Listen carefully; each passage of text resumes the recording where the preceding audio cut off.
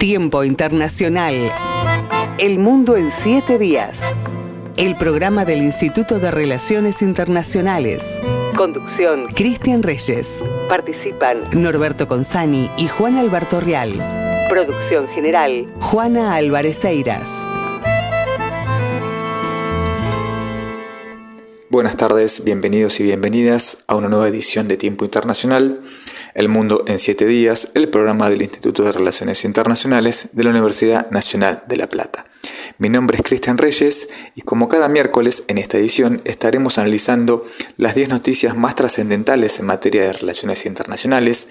Asimismo tendremos una entrevista con Laura Bogado Bordázar, doctora en Relaciones Internacionales y coordinadora del Departamento de América Latina y el Caribe del IRI, quien nos comentará acerca de las políticas migratorias alrededor del globo y específicamente la política migratoria implementada por la administración de Donald Trump. En el bloque de análisis, como cada miércoles, estaremos reflexionando junto al magíster Juan Alberto Real y el profesor Norberto Consani acerca de los conflictos diplomáticos que se han sucedido últimamente entre Francia y Argelia. Hablaremos también de la gira de Donald Trump por Medio Oriente y haremos un breve comentario acerca de las dificultades que está teniendo para operar la Corte Penal Internacional debido a las sanciones que ha sufrido por parte de la administración de Donald Trump. Comenzamos. La actualidad global. El mundo en 7 días. Francia-Argelia. Tras la expulsión cruzada de varios funcionarios, ambos países quedan al borde de la ruptura diplomática. Luego de la repatriación de al menos 15 agentes franceses quienes habrían asumido funciones diplomáticas y consulares sin cumplir los trámites correspondientes, las autoridades francesas respondieron de forma inmediata con la expulsión recíproca de agentes diplomáticos argelinos por no contar con la visa vigente. Según el ministro francés de Relaciones Exteriores, Jean-Noël Barrot, la medida va en reciprocidad con una actitud injustificada e injustificable de las autoridades argelinas. El vínculo diplomático al momento estaría totalmente bloqueado. Estados Unidos, Arabia Saudita. Ambos países firmaron un acuerdo de asociación económica estrategia en materia de defensa por $142.000 millones. El presidente de Estados Unidos, Donald Trump, y el príncipe heredero de Arabia Saudita, Mohammed bin Salman, firmaron el pasado 13 de mayo un acuerdo de asociación económica estratégica que incluye la venta de un paquete de armas a Riad por $142.000 millones, mientras que el reino saudí se comprometió a una inversión de $600.000 millones en Estados Unidos. El acuerdo también incluye pactos en materia de energía y minería y se encolumna en la gira de Trump por Medio Oriente, donde también rubricó acuerdos comerciales con Qatar y Emiratos Árabes Unidos. Corte Penal Internacional. Las amplias sanciones impuestas por el presidente Donald Trump paralizan el trabajo del tribunal. Según miembros del personal de la CPI, las sanciones impuestas por la administración Trump han hecho casi imposible que el tribunal lleve a cabo tareas operativas básicas, dificultando investigaciones que buscan justicia para víctimas de crímenes de guerra. Las sanciones se relacionan con las órdenes de detención que la CPI emitió en noviembre pasado contra el primer ministro israelí Benjamín Netanyahu y el exministro de Defensa Yoav Gallant. La orden ejecutiva de Trump tuvo como principal objetivo dañar la investidura del fiscal de la Corte, Karim Khan, prohibiéndole la entrada a Estados Unidos e incluye a otros funcionarios no estadounidenses. Según el personal de la CPI, Khan ha perdido el acceso a su dirección de correo electrónico de Microsoft y sus cuentas bancarias en su país de origen, el Reino Unido, han sido bloqueadas. Gaza. Bombardeos israelíes dejan más de 100 muertos. Según reportes de la Defensa Civil Palestina, al menos 103 personas fueron asesinadas en la Franja de Gaza tras intensos ataques aéreos israelíes el pasado 15 de mayo. La mayoría de las víctimas se produjeron en la gobernación de Khan Yunis, al sur del enclave gazatí. El primer ministro de Israel, Benjamín Netanyahu, prometió seguir adelante con la escalada de fuerza hasta lograr su objetivo de destruir al grupo militante Hamas. Kurdistán, Turquía. El grupo militante kurdo PKK anuncia su disolución y pone fin al conflicto armado con Turquía. El Partido de los Trabajadores del Kurdistán, PKK, anunció la histórica decisión de disolverse, terminando con 40 años de conflicto armado contra el Estado turco, según informó la agencia de noticias Firat afiliada al grupo. En la nota oficial, el PKK anunció que su lucha armada había desafiado con éxito las políticas que buscaban suprimir los derechos kurdos. Este anuncio responde al llamado de su fundador, Abdullah Öcalan, encarcelado en Estambul desde 1999, quien instó a sus combatientes a desarmarse y disolverse. La entrevista de Tiempo Internacional.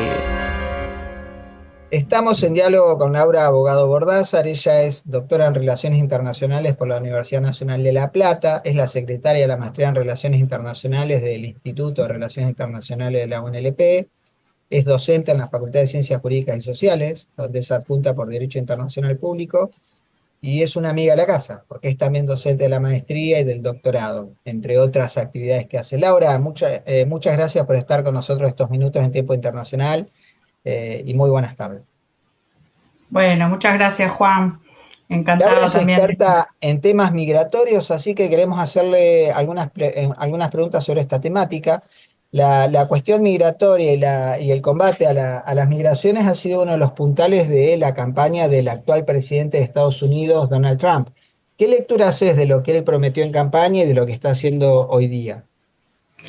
Bueno, la primera lectura que podemos hacer es que Donald Trump a priori estaría cumpliendo, por lo menos en estos primeros meses de su mandato, estaría cumpliendo cuestiones que prometió o que fueron eslóganes de su campaña, ¿no? Una era, obviamente, una de las promesas era sacudir el sistema migratorio interno, es decir, cambiarlo absolutamente, basado en expulsiones masivas, ¿no? Que, si bien no están siendo tan masivas todavía las deportaciones, sí está tratando de elaborar distintas ingenierías o distintas acciones para que seguramente van a confluir en poco tiempo, por lo menos tratar de cumplir uno de sus eslóganes de campaña, que fue justamente este, ¿no? Lo que ha hecho fue, por ejemplo, enviar tropas, o sea, duplicar el envío de tropas a la frontera, ¿no?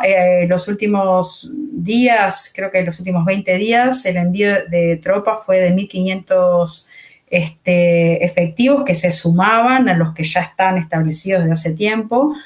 Devoluciones también a sus países de origen de los migrantes, inclusive, que esto es algo bastante grave que hasta ahora no se había dado, ni siquiera en su primer mandato, que él lo que está haciendo es elaborando una política de devoluciones de migrantes, pero inclusive aquellos migrantes que ya tenían, que ya habían tenido concretadas citas en el servicio migratorio norteamericano para regular su situación, ¿no? Esto hasta ahora no se había dado. También eliminó un sistema que había sido elaborado, digamos, en los gobiernos anteriores, no en el de él, obviamente, sino en sus predecesores, que era bastante intenso, bastante elaborado para las peticiones de asilo. Eso también lo está eliminando, lo eliminó, como también las citas que ya estaban otorgadas para las personas que estaban solicitando asilo o que habían solicitado asilo. Me refiero a, por ejemplo, ciudadanos fundamentalmente de Venezuela, de Haití, de Colombia, de Nicaragua también. Este sistema de asilo prácticamente que lo está desmantelando. Suspendió también el programa humanitario, que era para esos países también, para algunos de los países que mencioné. Paralizó también el sistema de refugio, ¿no? Estados Unidos había sido históricamente un país siempre controlando, ¿no? Controlando la cantidad de refugiados que recibía, pero las cuotas de refugiados que recibía, pero históricamente fue un país que recibió refugiados, ¿no? Conjuntamente con otros países europeos, por ejemplo, ¿no? Pero Estados Unidos fue un abanderado de alguna manera como país receptor de refugiados. Sin embargo, esta política también la estaría suspendiendo. Yo lo resumiría como con toda esta política, el objetivo concreto que tiene es desmembrar todo el sistema de protección con respecto a los migrantes, a los refugiados y a los solicitantes de asilo, que deseen llegar a Estados Unidos, y también de muchos de los cuales ya están residiendo en el país.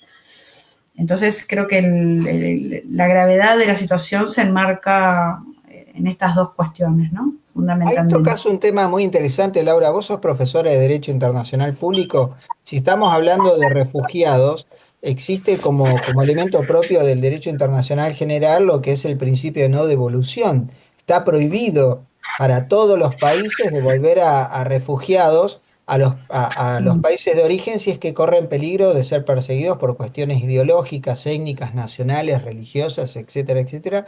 Y esto es lo que estaría haciendo básicamente con su política de deportación masiva Donald Trump, si no me equivoco. Sí, sí, así es, efectivamente. Por eso Estados Unidos, como yo lo comentaba, bueno, es ratificante de la Convención de 1951, claramente, y fue,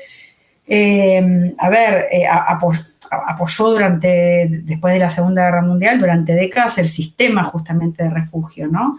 Fue uno de los abanderados también de las políticas que implementó el ACNUR desde los primeros momentos, a partir de que al ACNUR, que es el Alto Comisionado de Naciones Unidas para los Refugiados, se le asigna este rol de ser, de alguna manera, el coordinador de toda la política de refugio a nivel internacional. Estados Unidos fue uno de los impulsores también de esta oficina y de la labor de esta oficina. Por eso, o sea, la gravedad la veo también marcada justamente en esto, ¿no? De que está violando uno de los tratados internacionales, que fue uno de los pocos tratados internacionales que fueron ratificados por Estados Unidos, ¿no? Y violando también este principio de derechos humanos, que es justamente el principio de la no devolución, porque está obligando, digamos, o está deportando a personas y obligándolas a volver a sus países de origen, en el mejor de los casos, ¿no? Justamente a un lugar donde quizá su vida corra peligro, ¿no? Que es el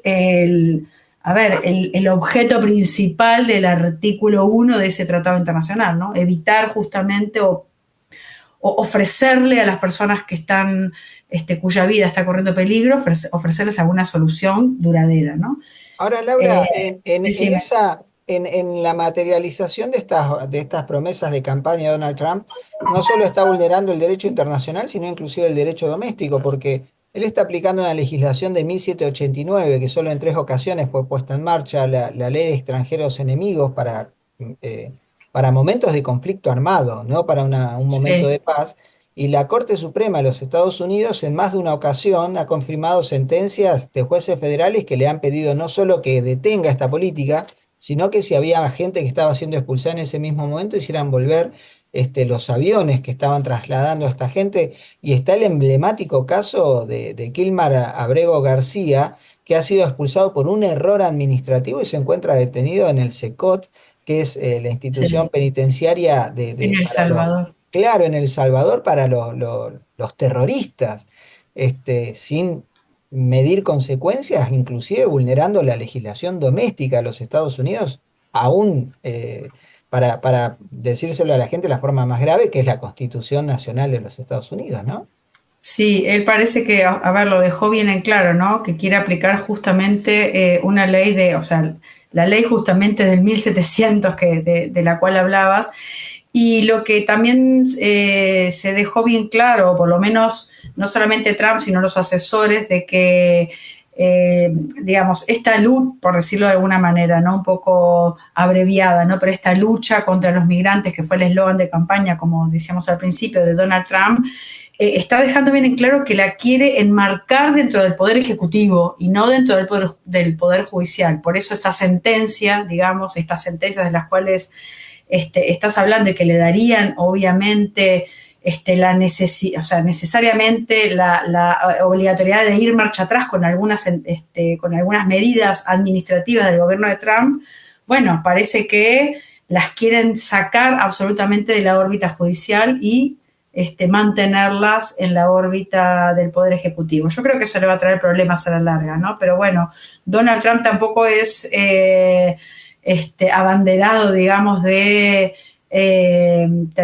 temer, digamos, temerle a medidas que puedan surgir en un futuro con respecto a acciones que toma o que está tomando en el presente, ¿no?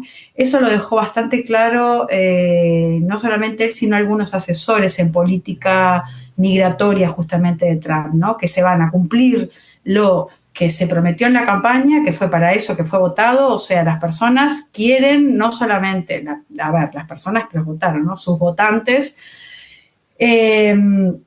aprobaron según sus criterios, aceptaban, ¿no? Lo que una de las cuestiones que solicitaban era justamente esto, ¿no?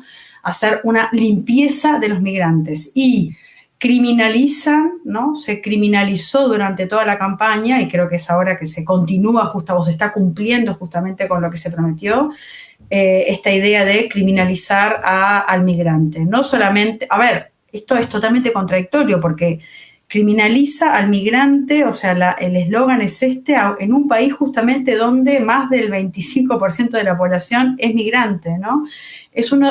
Si nos adherimos a algunas cifras, ¿no? Que siempre me parece interesante sostener o por lo menos dar cuenta de alguna cifra con respecto a la situación de la migración internacional. 1 de cada 6 personas, 1 de cada 6 migrantes que existen en el mundo residen en Estados Unidos. O sea, ahí eso ya nos da cuenta de que es un país, digamos, con una composición muy similar también a la de Canadá, ¿no? Donde más del 20% de su población es migrante o ha nacido en un país diferente a Estados Unidos, ¿no? En este caso. Entonces, pero bueno, es un país que se constituyó con una política multicultural, ¿no? Ahora ha cambiado mucho esta idea, pero bueno, en Estados Unidos se sigue hablando de multiculturalismo.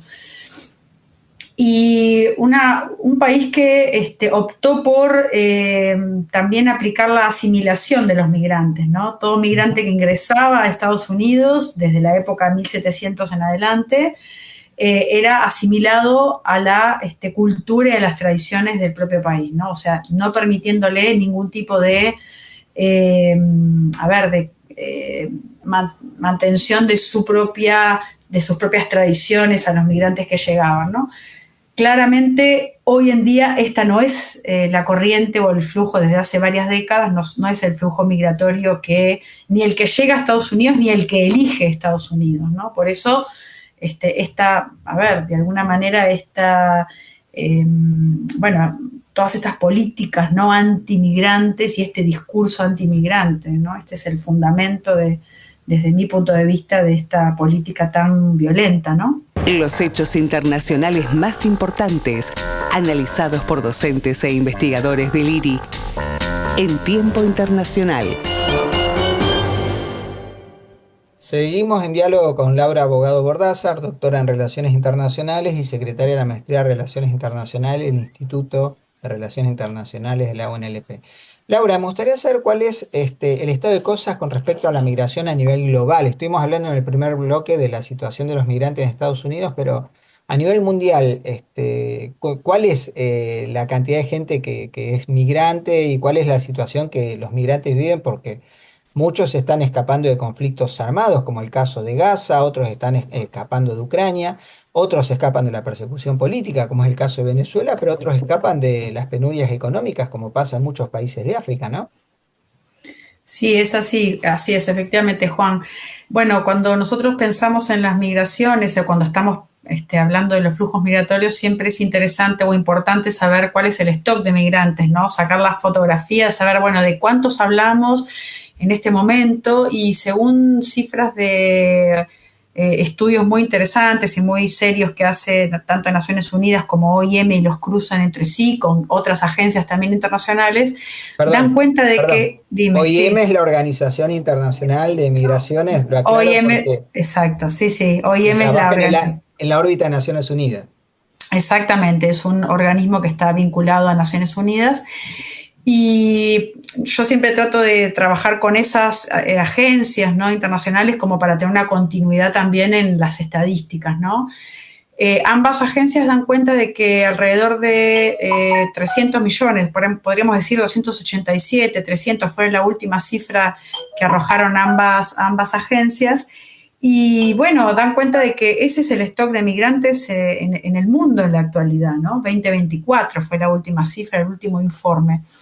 De manera tal que esa cifra no debería escandalizarnos, ¿no? Porque justamente eso significa algo así, representa algo así como el 3,5% de la población mundial, ¿no? Que ha vivido, o sea, que reside en un país diferente al de su nacimiento o al de su última residencia.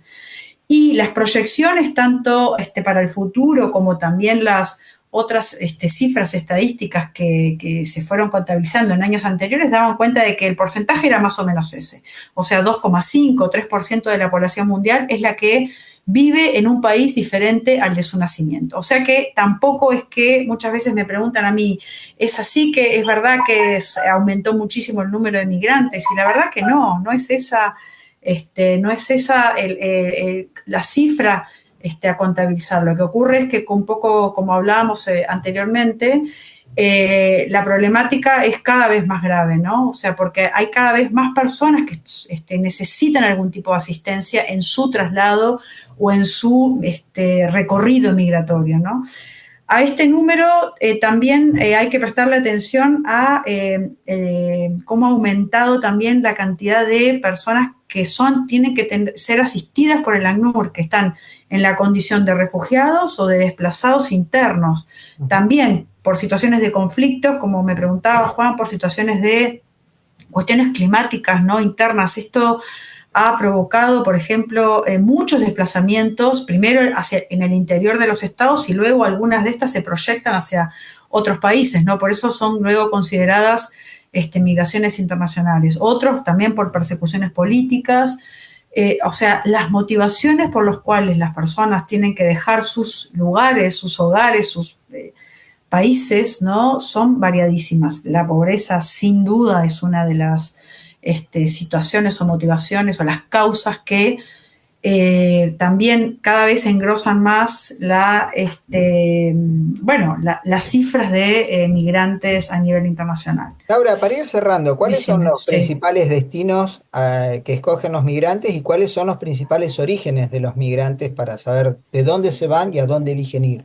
Bien, bueno, para eso también es bastante difícil. Una cosa que yo siempre comento es que en pleno siglo XXI no hay prácticamente no existen países o sociedades que hayan quedado aisladas, ¿no? Que todos los países, o casi todos, me animaría a decir, están influenciados o han sido influenciados por algún flujo migratorio, sea de origen, de destino, de tránsito, de retorno. Entonces, ahí tendríamos que ver un poco región por región, pero para darte un ejemplo, por ejemplo, en América Latina los principales destinos son, en las migraciones intrarregionales, o sea, de la región latinoamericana, son Argentina, bueno, es un destino obviamente elegido por un gran número de migrantes.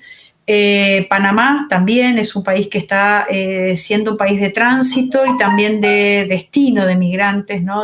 Que vincula mucho todo lo que es la migración del sur y de Centroamérica hacia el norte, obviamente.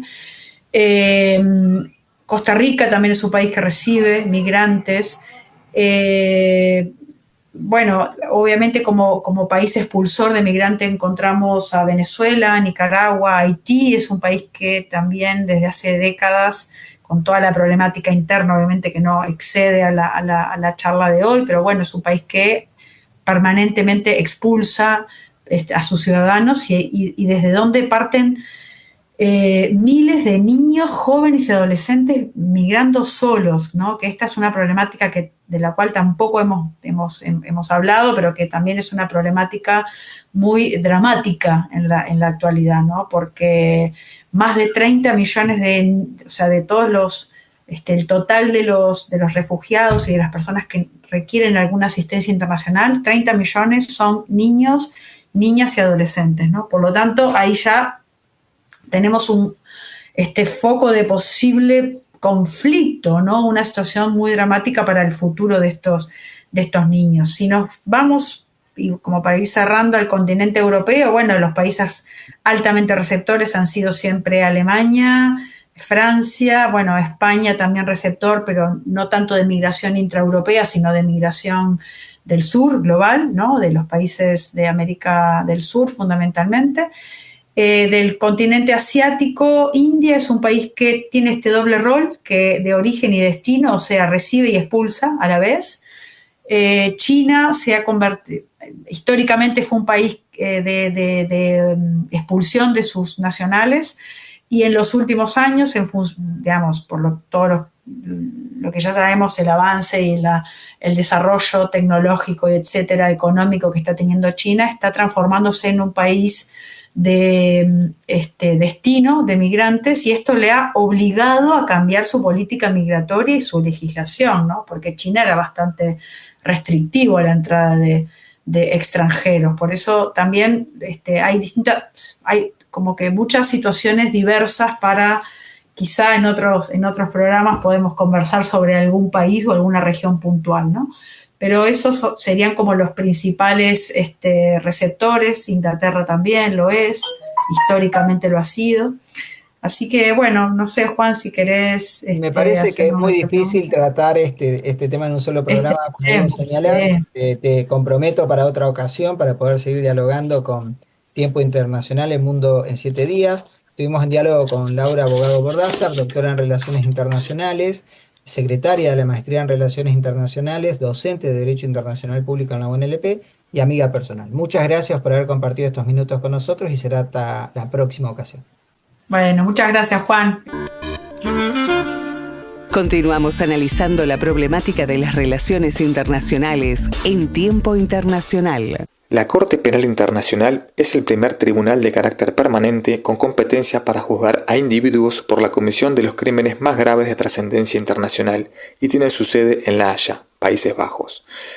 La CPI es una entidad creada mediante un tratado internacional, el Estatuto de Roma del año 1998, el cual entra en vigor en el año 2002.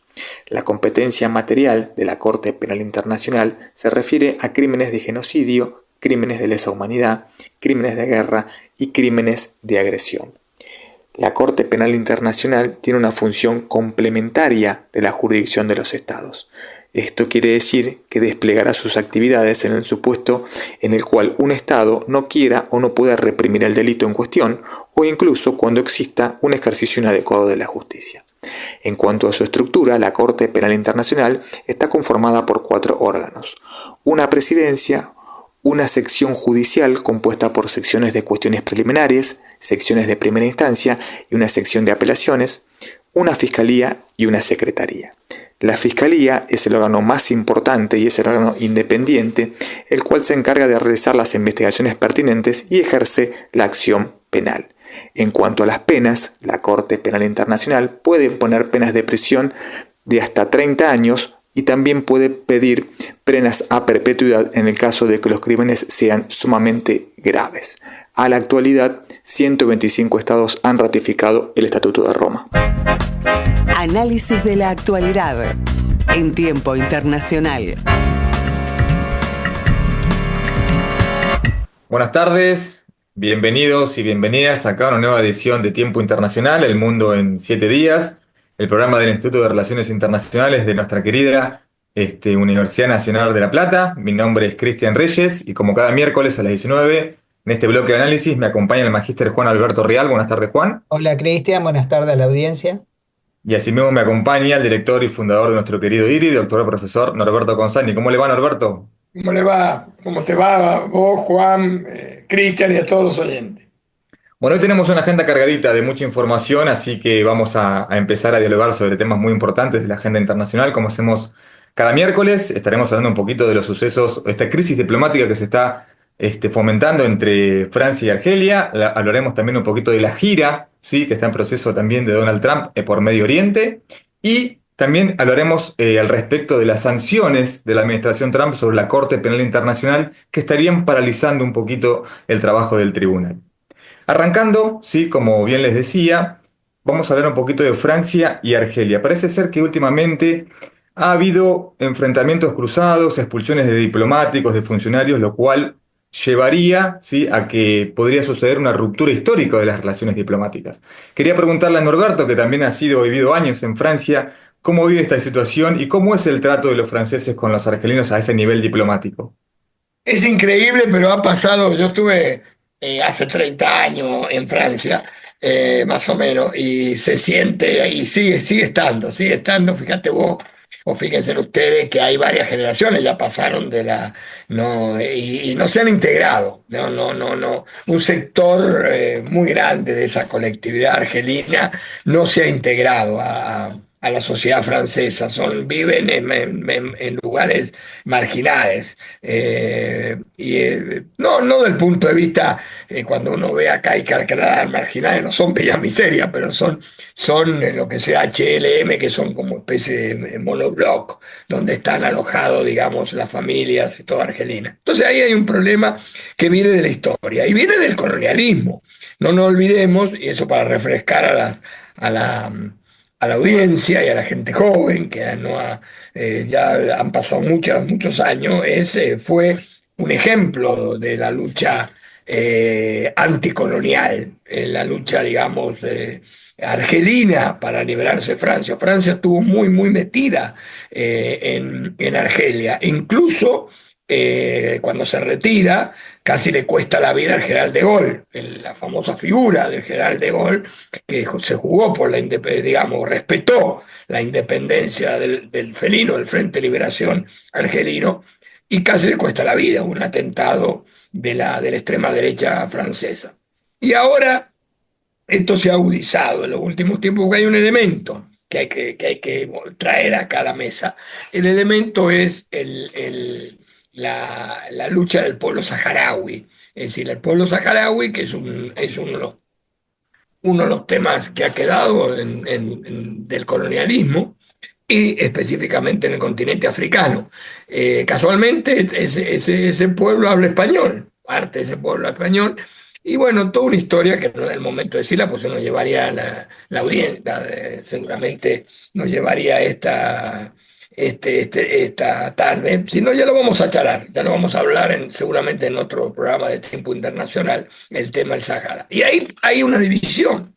¿Por qué? Porque Argelia es digamos, el gran soporte que tiene, que se ha constituido una república, la República Árabe Saharaui Democrática. Y Francia, hace poco tiempo, prácticamente le dio la espalda, fue un golpe fuerte a los argelinos. ¿Por qué? Porque de alguna manera le reconoce, digamos, solamente la autonomía y la soberanía a los marroquíes. Y eso ha intoxicado muy fuertemente las relaciones, además de otros problemas, los servicios de seguridad, etcétera, etcétera. Pero ese tema ha desencadenado lo que se está viendo ahora. Indudablemente, Norberto, gracias por su apreciación y en este punto, como usted bien decía, este trasfondo del Sahara Occidental, de este cambio de postura, si se quiere, también de Francia histórico, ¿no? Con esta cuestión del Sahara marroquí, como lo llaman los franceses ahora. ¿Cómo ha minado también esa relación diplomática entre ambos países, no, Juan? Porque, o sea, la consecuencia sería esta expulsión de funcionarios diplomáticos, y también un trasfondo con escritores, con influencers. ¿Cómo se está viendo este tema? El proceso es parecido al que vivió España por apoyar también a Marruecos. Como mencionaba Norberto, Marruecos también fue colonia francesa, pero la independencia no se produjo tras una guerra de liberación nacional sangrienta, sino por negociaciones con las élites políticas. Y lo que ahora está sucediendo es que hay problemas muy severos con respecto a cómo se ha bajado el nivel de representación diplomática. Ya no hay embajador argelino en Francia, ya no hay embajador francés en Argelia, hay encargado de negocios y se están juzgando, como vos mencionás, a influencers argelinos en Francia que están llamando a la violencia contra la oposición política argelina.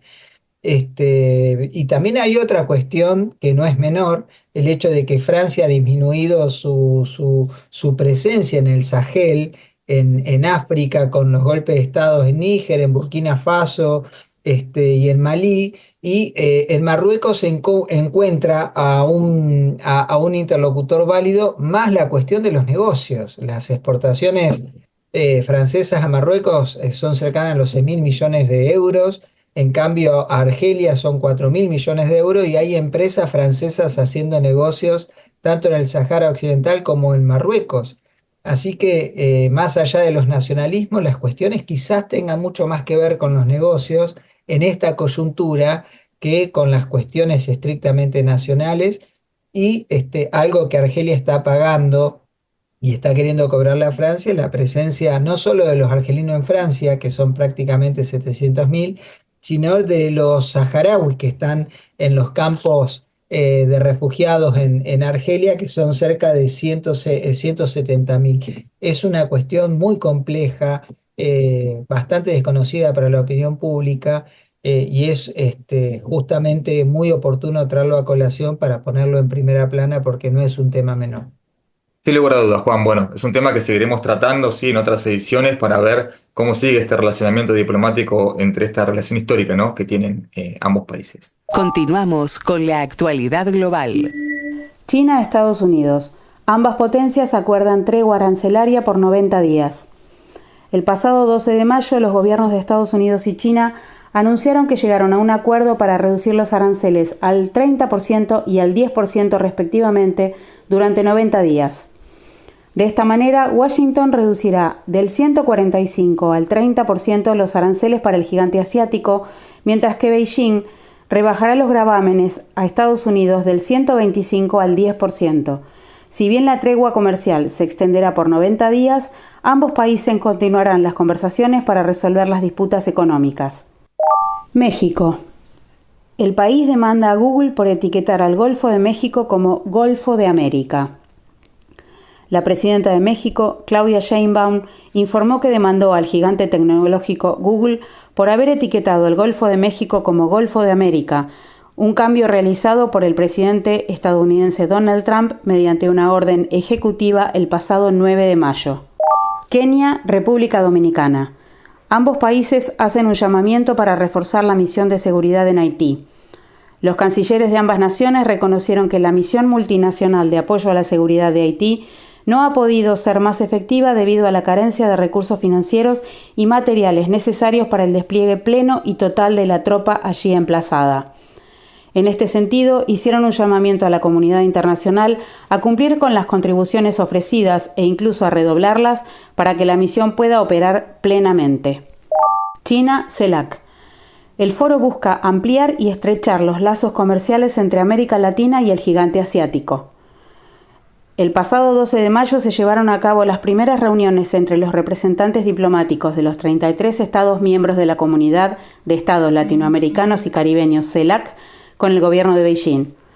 El encuentro tiene la finalidad de fijar la hoja de ruta para ampliar el comercio con los países de la CELAC. Actualmente, 21 países latinoamericanos se han unido al plan de la Ruta de la Seda. Uruguay. Fallece el expresidente José Pepe Mujica a los 89 años. El ex guerrillero tupamaro, campesino, legislador y presidente de Uruguay, entre 2010 y 2015, falleció el pasado 13 de mayo a los 89 años tras una prolongada lucha contra el cáncer. Símbolo de la sobriedad política y referente ético para amplios sectores progresistas del continente, dejó como legado una serie de profundas reflexiones sobre los desafíos que enfrentan las democracias. Por su gestión y forma de ejercer el poder, fue uno de los líderes más queridos y respetados de América Latina. Continuamos con el análisis de la actualidad en tiempo internacional. Bueno, siguiendo con este bloque de análisis, ahora vamos a hablar un poquito sobre esta gira, ¿no?, de Donald Trump sobre Medio Oriente, esta primera salida, si se quiere, diplomática, muy geopolítica. Para ustedes me contarán qué piensan al respecto, pero desde mi entender es una gira muy geopolítica. Visitar, y con mucho negocio de por medio, diría yo. Sin lugar a dudas, visitar a los países del Consejo de Cooperación del Golfo, tanto sea como Arabia Saudita, Qatar, Emiratos Árabes Unidos. Digamos, hay un trasfondo ahí muy comercial, pero también de asociación política, económica, militar. O sea, una asociación estratégica, ¿no? ¿Qué piensan ustedes? Ahí se juntan varios elementos. Primero, hay que remarcar algo importante, que otros grandes actores internacionales. Nosotros estamos circunscribiendo últimamente al Asia, pero nos habíamos olvidado de este Consejo de Cooperación del Golfo, donde está Arabia Saudita, donde está Qatar, donde están los Emiratos Árabes Unidos, donde está Bahrein, y estamos hablando de miles y miles y miles de millones de dólares, producto obviamente del petróleo, pero inteligentemente se están adelantando los tiempos, es lo que está haciendo Arabia Saudita, creando, digamos, fenómenos que van a reemplazar. Ellos saben que esto es inexorable, en algún momento se va a terminar el petróleo, pero muy inteligentemente. A veces uno tiene cierto, digo, a veces en los análisis, puso los analistas, cierta, yo no sé cómo denominarlo, pero subvaluar el valor de la inteligencia árabe en este aspecto para prever el futuro inmediato, inmediato. Y bueno, y eso lo han visto. En este caso lo han visto Trump, lo han visto los norteamericanos, que fueron con todo.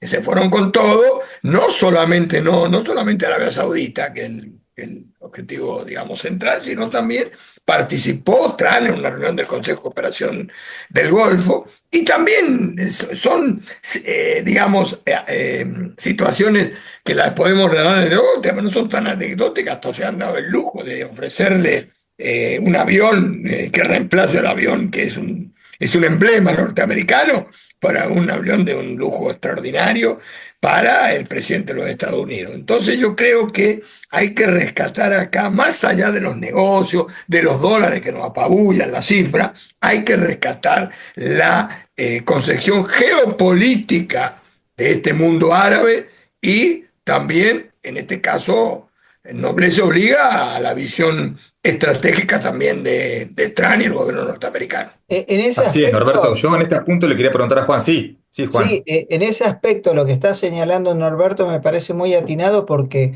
fíjense lo extraordinario del rol que estaría cumpliendo, de acuerdo a la visión de la Casa Blanca, Arabia Saudita como mediador en los dos conflictos principales que están desarrollándose hoy día, que son el del conflicto entre Israel y Gaza, y el conflicto derivado de la invasión de Rusia a Ucrania. Arabia Saudita aparece como escenario del proceso de negociaciones y en muchos casos como mediador. En otros momentos hubieran llevado a cabo estas negociaciones en Ginebra o en Berna o en Estocolmo, y ahora es Arabia Saudita el anfitrión de estas negociaciones. Y acá hay una cuestión que supera al tema de los negocios que Norberto mencionaba, que tiene que ver con el mediano y largo plazo, junto con la delegación, en la delegación, perdón, que acompañaba a Donald Trump, estaban los empresarios de las empresas, de las principales tecnológicas de Estados Unidos. Está bien que el petróleo ahora está en $60 el barril, y por ahí todos los negocios que se están comprometiendo con Arabia Saudita, con Emiratos Árabes y con Qatar no lleguen a materializarse, pero también hay probables inversiones por parte de estas empresas que tengan como anfitriones a estos países donde los números apabullan, como dijo Norberto. De hecho, los contratos, esto lo hablaba hoy en mi casa, los contratos que están comprometidos en Arabia Saudita implican 1 año del PBI argentino. Los contratos con Emiratos Árabes Unidos, 2 años y medio del PBI argentino. El valor del avión que le ofreció Emiratos Árabes Unidos al gobierno de Estados Unidos es... Perdón, Juan. Qatar. Perdón, Qatar. Agradezco la corrección. El avión que Qatar le ofrece a Estados Unidos es el regalo más caro que le haría un país a Estados Unidos en su historia. Hay que tener en cuenta todas estas cuestiones, que inclusive tienen un dato que para mí es significativo, que es el enfriamiento del vínculo entre Washington y Tel Aviv. Trump y Netanyahu no están pasando por un buen momento. En cualquier otra circunstancia, inclusive con un presidente demócrata, esta gira hubiera incluido a Tel Aviv, y no ha sido así. Y tengamos en consideración otra cuestión que para mí no es menor, en sus 2 mandatos, la primera visita oficial ha sido a Arabia Saudita para Donald Trump. Está bien que viajó al Vaticano por el fallecimiento del Papa Francisco y para participar de las exequias de Jorge Bergoglio, nuestro obispo, pero si eso no hubiera sucedido tal como sucedió en 2017, la primera visita hubiera sido nuevamente Riad. No, y simplemente porque el tiempo es tirano, como siempre decimos nosotros, y yo dejo algo de cara al futuro que seguramente en algún momento lo vamos a tratar en nuestro programa y va a quedar como un anticipo. Atención, atención con el tema palestino. Es decir, ahí se está generando una reunión para el mes próximo, el mes de junio, que ahí va a participar Macron, el presidente de Francia, con la autoridad de Arabia Saudita en un posible, no, en este caso un seguro reconocimiento de Palestina, posible, digo, por el tema de Estados Unidos, ¿no? Que parecería algo impensable hasta hace poco tiempo, pero tengámoslo presente. Tengámoslo presente. Así es, lo tendremos en cuenta también para el próximo programa, también sabiendo que esta gira de Trump está también finalizando por Medio Oriente. Y también me gustaría retomar el programa que viene, esta cuestión de la asociación también en cooperación militar y defensa, que es muy importante, ¿sí? Sobre todo teniendo a Estados Unidos, que es el gran exportador en armas, y parte de estos países son los principales importadores de armas, ¿no? De Estados Unidos. Cristian, el primer importador individual de las armas de Estados Unidos es Arabia Saudita. Sin Así de duda. sencillo.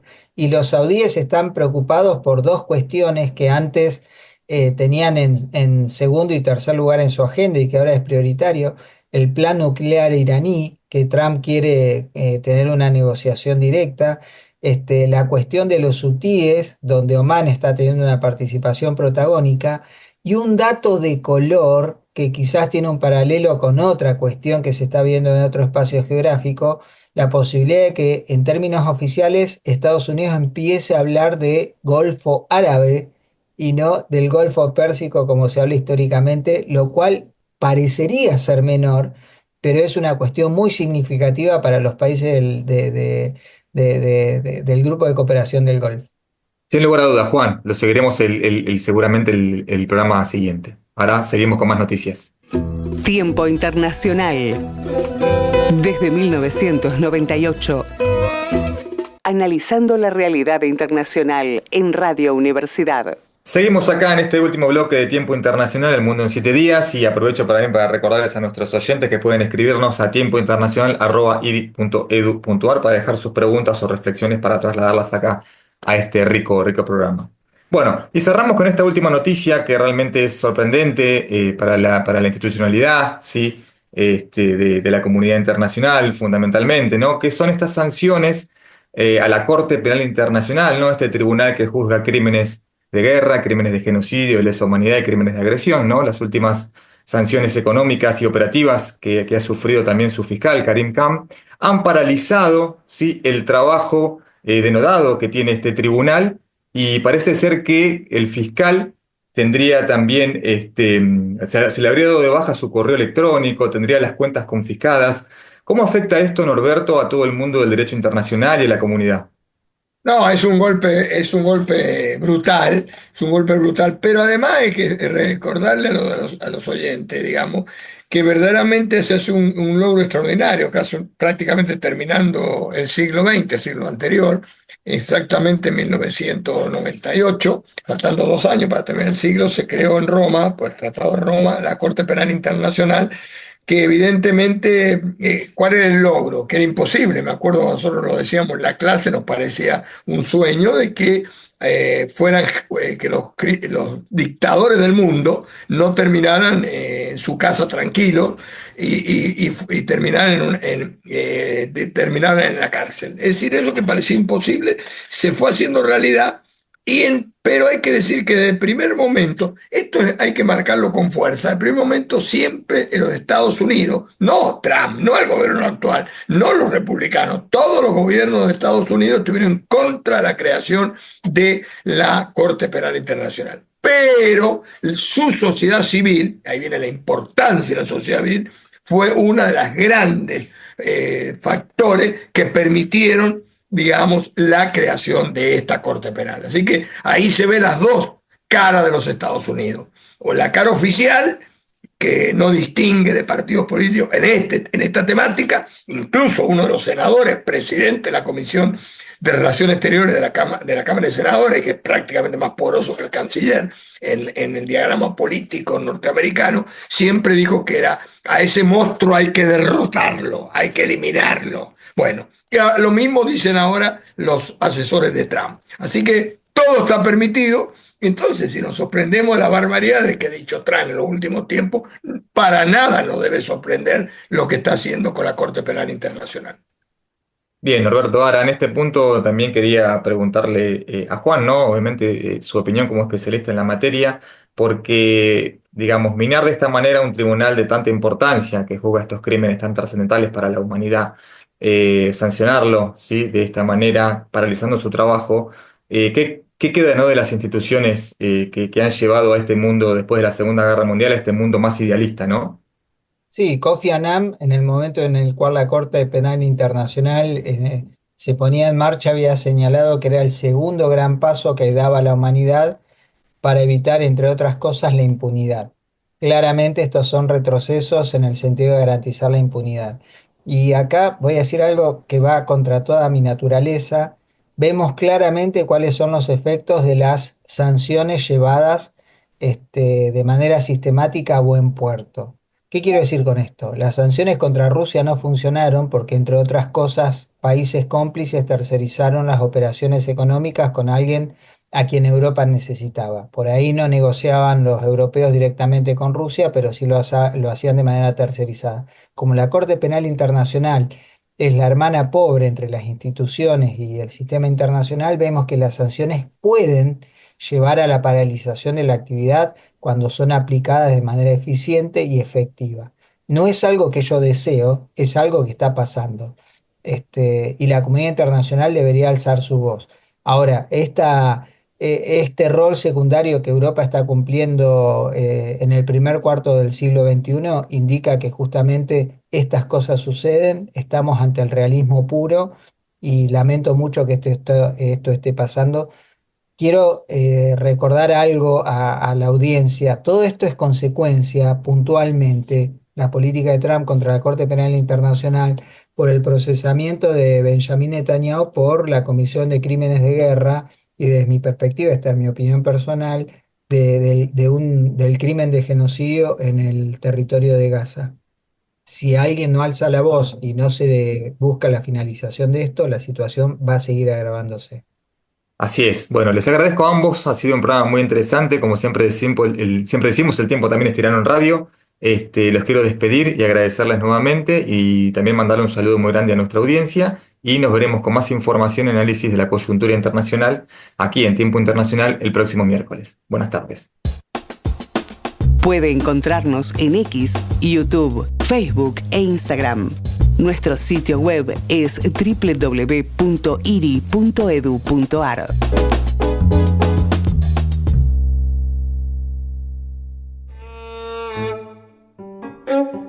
Tiempo Internacional. El mundo en 7 días. El programa del Instituto de Relaciones Internacionales.